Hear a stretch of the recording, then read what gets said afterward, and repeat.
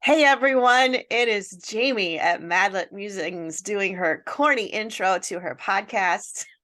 And I have with me today somebody that you probably don't know, but should know because should know people are worth knowing.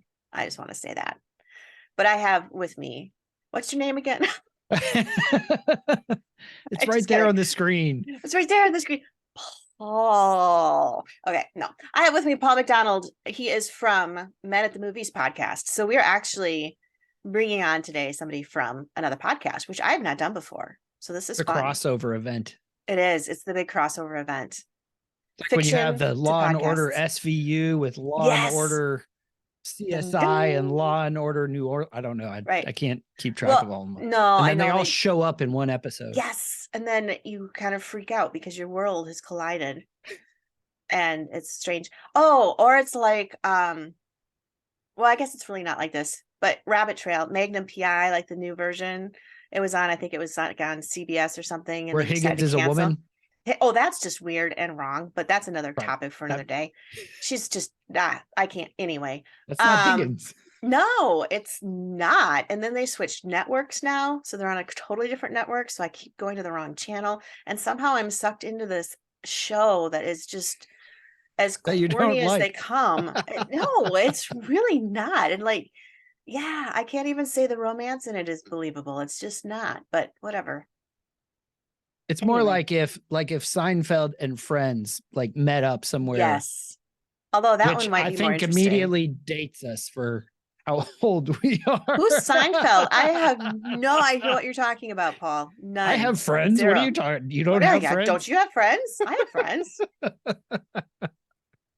Oh man. Anyway, it's super fun to have you here. On my podcast, we usually talk about fiction and we talk about how fiction applies to our spiritual walk, etc., which is not unlike Right. your podcast, except you are very exclusive, as your title says, it's men at the movies. So right there, we have an issue because I don't can I listen to it then or am I You not could be allowed? on it to really authentically offer the crossover event. You'd have to come on it and talk about one of your favorite movies. There we go. I've had women on there. Yeah, I know you have. I'm just giving you a hard It's time. just we because it's targeted for men because Right. being a man, I feel like I can speak more appropriately and Yeah, authentically to what men need to know. this is true.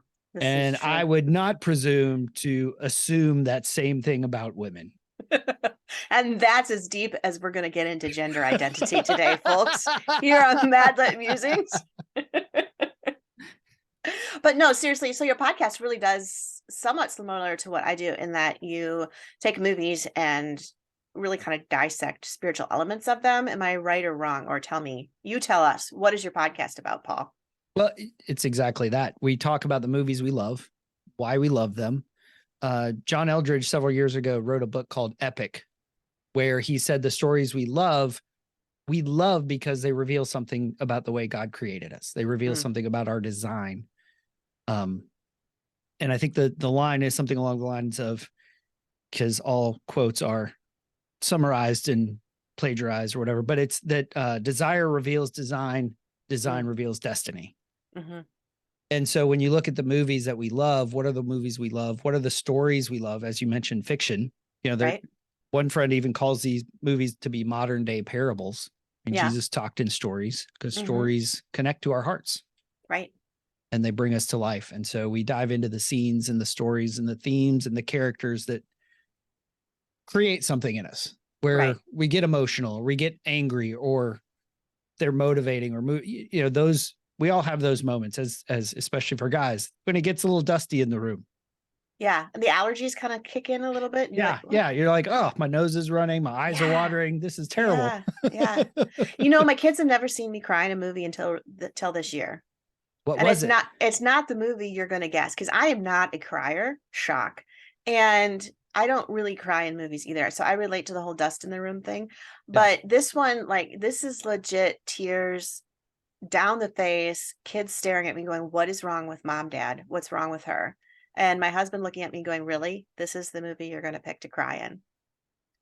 Big wild guess. It was a Wait, blockbuster. all right, is it this year? Is it in the movie theater or It's out of the theaters now. It's on streaming services. It released It's last recent. year. It released last year. It was a major blockbuster hit. So Top Gun Maverick. Yes. I gotcha. Yes. Oh my gosh. Yes. So we actually for our 100th episode, we did Top Gun Maverick Right. because it is so good. And that line at the end, it's what my dad would have done. Yes. That's it. Freaking wrecks me. That's the one. I lost it. It's what my dad would have done. And I just, oof, like the sheets of emotion that came from my eyes. And my son was ready to call 911. And it was just this. And my husband's like, really? In Maverick, this is the movie you're going to choose. But it's what my dad would have done. Totally killed Why? me. Why do you think you had that reaction? Wait, who's the podcaster interviewer here? I mean, technically we both are. Both are. So we're like, the tug of war. You've got home field advantage. No, I think the thing with Top Gun Maverick that got me is, okay, grew up watching Top Gun, right? Epic childhood movie and always will be a classic. And then the whole thing where he dies and I didn't even cry when he died, right? Like, right. Spoiler alert if anybody hasn't watched 1988 or 9 or whenever it came out.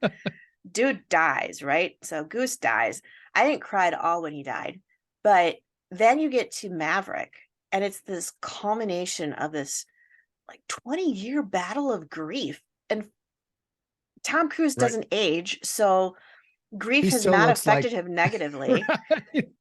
But yet you can tell it's had a negative emotional effect on him. But anyway, I think it's just one of those things where you see the culmination of the generations come together and this legacy that Rooster's dad had left for him, even though he wasn't around to raise him.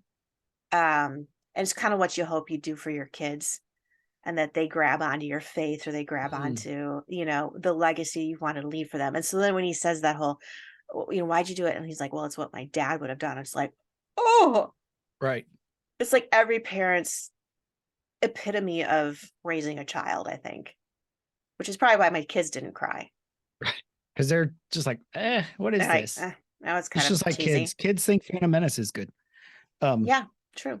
We did a whole podcast on that. So I want to dive into this because I loved this, and I'm going to see if I can do it without getting choked up. Okay. Like I felt the tears welling even just talking about it. Yeah. So we did a podcast early on where we talked about the original Top Gun. Okay. Where what you see in diving into our orphan spirit, where there's Pete Mitchell, the orphan, and there's Maverick, who he was created to be.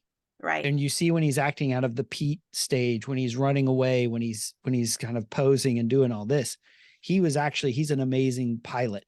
Right. Who flies like his tail's on fire. And that's who the world needs. Yeah. There's a quote from Howard Thurman that really changed my life about 10 years ago when I heard it and he said, don't ask what the world needs. Ask what makes your heart come alive and go do that. Because what the world needs is people whose hearts are fully alive. That's cool. I like that. And you see that with Pete in Maverick, the kind of the dichotomy, the two people. And that's what Paul talks about in Romans, false self, true self, all that stuff. So then you go to Maverick, Top Gun Maverick, not Maverick, the 90s movie with Mel Gibson. No. Wild West. Although that was another good movie. Did that make you cry though? No. I would hope not. No, it made me laugh. Look at you. Now I want to watch it again. Anyway. But welcome to the ADD hour. Right. The two of us should not be on a podcast together. There's no telling where it'll go. There's no guardrails. No, none. And so you go to Top Gun Maverick, where you see sort of Maverick in his element, right, becoming who he is. And you get to that scene at the end, and they did such a great job touching on the nostalgia points without making it obvious and cheesy. Like you're there, they're back at again, if you haven't seen Top Gun Maverick, what's wrong with you? Or also, we're about to spoil it. Right. So they get back to the aircraft carrier. Yeah. And you're expecting a line like, you can be my wingman any day. Right. And what he says is, it's what my dad would have done. Oh. For me, I mean, that's Jesus right there. What does he do? He goes back to rescue Maverick. He saves Maverick's life. To cry again. I know. And I'm just like, oh, and when he said, and that's what these moments in these movies, in the stories, sometimes we talk about books if there's a movie attached, like we talked about it with Dune or with the Lord of the Rings series. Right. Because we haven't done any Harry Potter stuff yet, but I'm girl. I'm there. So we found the movie for you. We found my movie, Harry Potter all the way. But it's really like, why did this scene, this line, this clip, why does this hit you? And then we dig into what it says about how God created us and who he's calling us to be. Right. Right. Well, I think it's that thing of self-sacrifice. And you look at fiction, whether it's movie or whether it's book form, doesn't really matter the form, but you look at fiction, and when you do start paralleling it to your own life, and then you take it a step deeper and you start paralleling it to your spiritual life, there's so much that comes out of it that you can either be encouraged by or inspired by or whatever. But when you see that self-sacrificial love, like, no greater love is no man than this, right, then he lays down his life for another. And you see that exampled in the movie Top Gun Maverick, or, even the Lord of the Rings, and how many of those, even in Harry Potter, okay, Fred dies, sorry, spoiler alert. Gee. But well, talk about I mean, Harry lays down his life for his friends. Right. And those seem to be the epic stories that people gravitate to. And I wonder if that's because, whether they realize it or not, innately in us, we all have that desire to be saved. And I think we've got that innate knowledge. Again, we don't want to necessarily admit it, but that innate knowledge that we need a savior and we can't really do it on our own, even though we think we can. And then when it happens, it's just like, holy cow, somebody actually did it. Right. Yeah. It's and so, kind of touching back on the reason, talking about what John Eldridge wrote about in Epic and the stories that move us. Right. Well, I don't know if I know you are. I don't know if the listeners are familiar with Joseph Campbell's hero's journey, where he basically says there's a monomyth. There's one story that all great stories fit under. Right. And he includes a lot of mythologies, a lot of folk tales, also the religions of the world, which I think sort of makes my point, and what John Eldridge talks about in Epic is that the stories that move us, they resonate because they're sharing from the power of the story, of the larger story, of the gospel, of life was good. We screwed it up. Yeah. We need a rescuer. And just in the nick of time, he comes and saves us. Right. And you get those themes in that arc. And that's sort of the framework of what I'm, one day I hope my book will be done talking about this, where I'm going to look at each stage of the hero's journey and use a specific movie to talk about that. Say, hey, here's how the Matrix shows the crossing the threshold with the red pill, blue pill scene. Right. And that's us, not just with salvation, where God's offering us the truth, but the thing is, it's a cycle. So it's like, okay, we have this arc of transformation, which is really the gospel. Yeah. Growing up, I always thought the gospel was Jesus died for my sins so that I could be a good boy. I could be a nice man. And I knew I wasn't. And so I was like, well, when I die, I'll go to heaven, but I'm just trying to not screw up too bad. Right. And so I don't even remember where I was going with that now. You are talking about the red pill, blue pill. Yes. So it was, again, transformational for me about 10 years ago, hearing, that's Jesus did come from that. But when you look at, I think it was Luke 4, where he quotes from Isaiah 61, he says, I've come to bind up the brokenhearted. I've come to set the captives free. Yeah. It's like, oh, it's not just heaven one day. I get to live transformed today, Right. do all the stuff that I haven't been able to do in my own strength. Mm-hmm. And it's a cycle. Yeah. Because we're never there. There's No. always stuff I got to work out. I told my first meeting of the day was with my counselor, my therapist. And I was like, dude, I feel like this is a broken record. Cause like we're hitting on these same themes over and over. And yeah, it's because shame is really hard to get rid of. Yeah. Yeah. It is. It is. Shame is one of those things that kind of sticks with you. And I think shame and fear and trying to think, probably shame and fear, I think would be the two biggest ones that I see reflected in fiction and in movies. Right. Guilt, Where, regret, and really yeah, it's all sort of those umbrella yeah, components. yeah, and everybody seems to relate to them in one aspect or another. I was talking about my book release, The Vanishing at Castle Moreau, because I had a book release Friday night in Michigan, and Congratulations. thank you. That was not meant to be a plug, but I'll take it. Well, Yay. work it in. I was super happy. My new book is released. It's available on Amazon and your favorite vendors. No. But no, we were talking about, because the themes of the book are really the concept of a refuge, right? And I was telling the readers that were there that as I was writing the book, I started studying the concepts of rescue versus refuge. And rescue is like a removal from the situation. Like you are no longer in the situation, right? You're safe, you're done, it's in your past, right? But refuge is really that hiding place in the tribulation. You're not getting to leave, but you're going to find a place of security or hope while the storm is raging around you. And I was telling everybody there, I said, I find more common than not, we need a refuge, because very rarely does it seem we're rescued. And not but that's saying what that, I want. well, we all want a I rescue. want rescue. Come I think, helicopter me out of this mess. right. Well, we will be. We have rescue promised. Right. Rescue's promised. But for Right. right now, we gotta look for a refuge.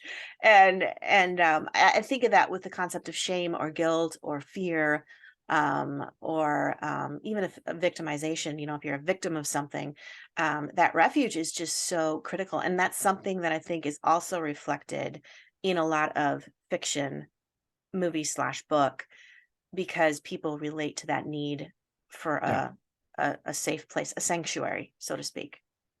Yeah. That was a really long comment without a really pointed question at the end.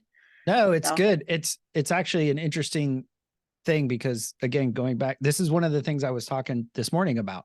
Mhm. So last week, my daughter, this is going to be riveting content. I can just tell you. Everybody get ready right here. Take notes. Refill your coffee cups, people, because we're going all in. So last week, my daughter, who's 21, has a 3-year-old son, my grandson, and she calls me and her car is broken down and her transmission's not working. It'll go in reverse. It won't go forward. And she is like an hour away. And it's 4:00 in the afternoon. My wife and I have tickets to go see Beetlejuice the musical, which is really good, really enjoyable. Maybe some deeper themes, but it's Beetlejuice, so probably, I mean, minimal. Yeah. It's enjoyable. It's a cotton candy. Right. It's not going to be a steak meal. There you go. And we had reservations. I'd been out of town for a week, so I was looking, date night with the wife. But you use the term rescue because that's what I felt like. I need to go rescue my daughter. Yeah. And I felt guilt, shame, regret because I didn't. She's 21. She has a kid of her own. Right. The facts don't matter because in that moment, I felt like I should go rescue her. And I felt guilty because I'm like, my basis for this was I want to go out on a date with my wife. We've got tickets. I'm looking forward to this. I've been driving all day. I'm kind of gross. I want to shower. It feels selfish. Yeah. But what she actually needed, I loved that contrast you made with rescue versus refuge. What she needed is, what do I do, Dad? Yeah. Hey, oh, well, you've got free towing with your insurance. So give them a call. I'll Mm-hmm. call your brother who's like 15 minutes away. Mm-hmm. He'll come. He ended up picking up the grandson, Yeah. his nephew, and taking him back to the soccer field and playing with him Mm-hmm. because you don't want to be sitting in a car for an hour with a No, 3-year-old. no, He not at all. rescued her. But that idea of rescue was something that was like, that's a Mm, phrase I kept using this morning was I mm, felt like I needed to go rescue my daughter, yeah, or I wanted to rescue. It was right. Andrew to the rescue. Yeah. And and I had a friend of mine because I'm like, I'm freaking out. I don't know what I should do. And the guy was like, well, it sounds like your kids are pretty self-sufficient and took care of themselves. So it sounds like you've done a good job by them, Dad. I'm like, all right. I still feel guilty because, Yeah. like, in my head, I'm feeling like Yeah. I picked going to a play Right. over rescuing my daughter, Right. even though the facts are she's a grown woman Grown woman. Mm-hmm. who can take care of herself and her kids. And Mm-hmm. I helped her do that. Yeah. And over the Yeah. rest of the weekend, helped her walk through the process. Can you buy which was another interesting thing. Like, her car to get it repaired would have been $4,500. Ouch. And she doesn't have steady income. Some of that is by choice. Mm-hmm. Childcare is difficult for her, all Yeah, this stuff. it is. She has issues. And so what my opportunity was, okay, well, here's the facts. Here's what you can do. Mm-hmm. I'm not going to tell you what I would do because Mm-hmm. I don't have to live with the consequences. Right. Like, you're the one who has to deal with the Right. ramifications. Mm-hmm. And like, here are the options. You can buy, you can lease. I don't know if you can buy because the income doesn't match what you need, all this stuff. So Right. walking her Yep. through that process, we ended up signing papers for a car on Saturday. Mm-hmm. I had to co-sign for her, Mm-hmm. but she did most of the picking and choosing and helping her through that decision-making process. Then the flip side, I'm talking to my wife and she says, Lainey doesn't know how lucky she is Mm-hmm. because so many people in her situation making minimum wage, Mm-hmm. part-time hours with a kid. And this is what we see in the movies and stories, Right. is where I'm Yeah. going. Yeah. You see this, a situation arises. You owe $4,500 or you don't have a car. Right. You don't have you don't have a system you can fall back on. You don't have the credit to go get it on your own. You've got a kid, you're on your own. How are you going to Mm-hmm. do this? And that's what these stories kind of, the good Right. ones, they twist. What are you going to do in this situation? That's Breaking Right. Bad, Right. which isn't a movie, but Right. it's a awesome story of a guy who he wants to take care of his family. Mm-hmm. He's Mm-hmm. fearing death. What we see exposed through the process is his pride and arrogance and his ego, Right. Right. which is always, again, those, what do they call it? The conscious desires and the unconscious desires. Mm-hmm. I'm doing this for my family. I'm doing this to Right. keep you safe. All Right. those other, quotes and cliches Yeah. from the stuff. Yeah. But what you see is this other, it exposes, Mm-hmm. the stories expose what's underneath it and how we actually will try to make life work in our own Right. efforts. Right. Yeah, it's crazy. And I love how fiction and movies do that. And they bring things relatable. They make things relatable. And then sometimes give solutions and resolutions. But even that concept of you wanting to be a rescue for your child versus being a refuge. And I look and I equate that to our relationship with God the Father too, in that, you know, I think ultimately he does rescue us, when you look at the story of the gospel. But, how often we get mad Right. because he didn't come, he didn't rescue. He let us suffer along the side of the road and wait with that screaming toddler, Right. and it's hot outside and I need water and I'm thirsty and everything's bad. But you look at the journey and, I look at just the last 2.5 years of my life, from job loss to loss of a parent to, being losing my health and being in the ICU and all this other stuff, I can just, a litany of story. But God never took me out of that, You know, he Right. didn't miraculously heal my mom, etc. But every single step of the way, there was some sort of a refuge that was Mm, offered. Maybe it's the phone call to dad saying, "Hey, I'm on the side of the road. What do I do?" And dad says, "Well, I'm not coming to get you, but call this number." right. And here we go. And I think God allows us to go through those times, and we blame him for not rescuing us. But Right. when you, in retrospect, if you have the ability to look back, you see this journey that you've been taken on, and this growth process that your faith has gone on, and then how that can branch out and touch, help others in ways that you couldn't have if you hadn't, if you'd been rescued. That Right. experience would be non-existent now. And now you can't spread the love, so to speak, and share it with others. And I love the way that that happens in real life. And I like the way that you can see that journey in fiction, and how we all seem to gravitate toward it. So, Well, and those are the stories that we're interested in. Like right. the stories, I'm trying to think what this last one was. I can't remember what it was, but it's just like the characters are all just caricatures. They're not Hmm. real people because they're Right. like any big bad guy. Like that's boring. Right. Like you're just sort of big bad, one motivation. Show me somebody in conflict, Hmm. and that's what makes it interesting. I really enjoyed Banshees of Inisherin, which is a newer movie. It's got Colin Farrell and Brendan something or other. I have So, not heard of that one. okay, so Can you tell by the look on my face for those of you on YouTube? so this one is not safe for work. Okay. Language is it's set in 1920s Ireland on Okay. this secluded island, Okay. and there's these two guys. So basically like super small town. Everybody knows everything.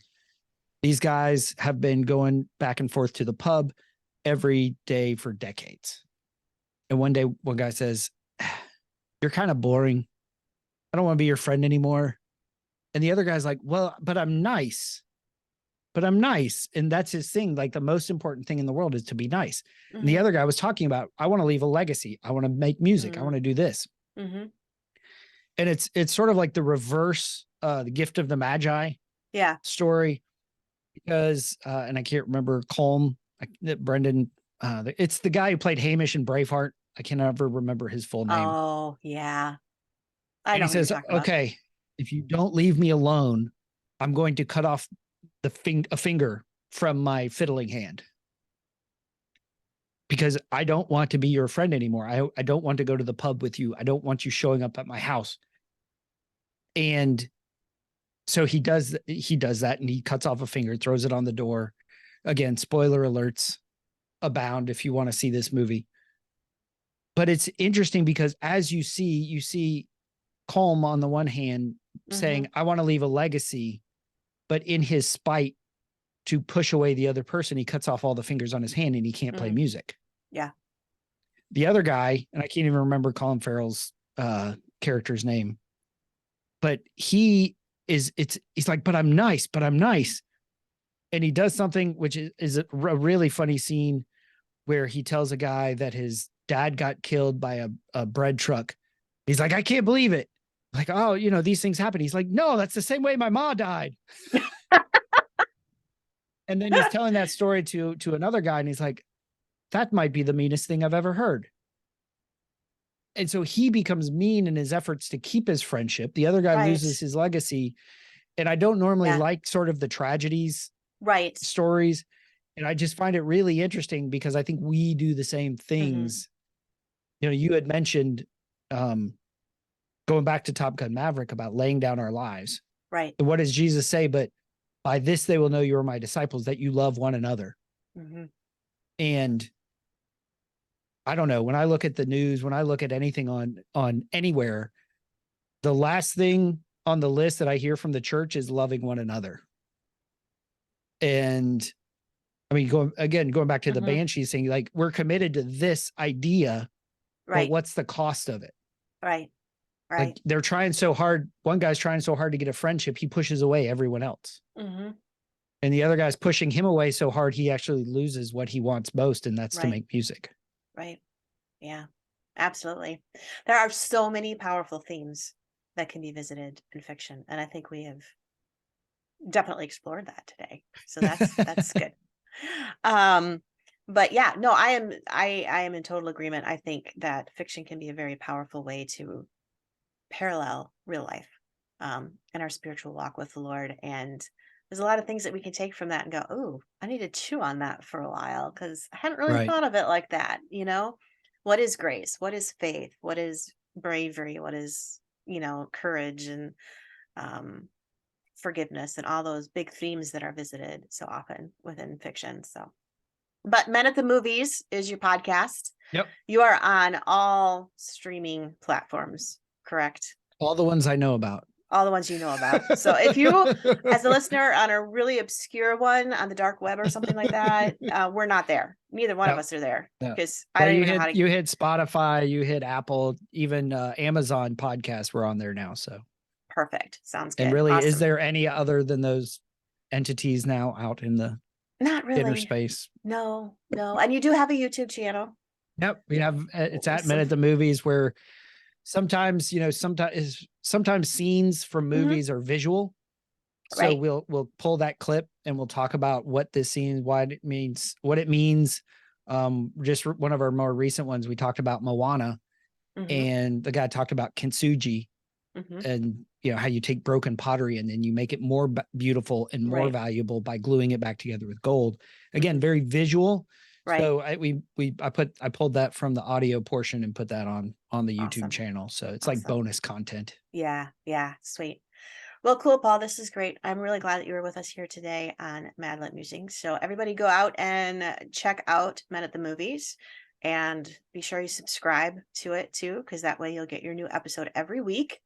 Yep. And you can hang out at their Facebook page too, because cool things happen over there. Yeah, So for sure. Get engaged. get engaged. Leave comments. I know Paul loves to have comments on his Facebook page. So Yep. all right. Well, thanks everybody for joining, and we will see you next time on Madlet Musings.